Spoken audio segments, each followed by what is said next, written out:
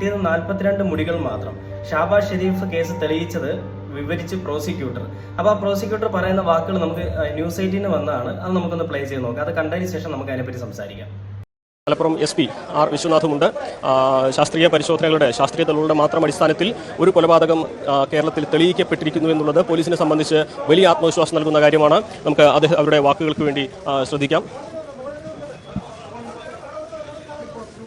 അങ്ങനെ കേരള പോലീസിനെ സംബന്ധിച്ചിടത്തോളം വളരെ അഭിമാനിക്കാവുന്ന ഒരു നിമിഷത്തിലാണ് ഇപ്പോൾ നമ്മളുള്ളത്. എന്ന് പറയുമ്പോൾ ഈ കേസിനെ സംബന്ധിച്ച് ഏതാണ്ട് ഒരു ധാരണ നിങ്ങൾക്കുണ്ടാവും.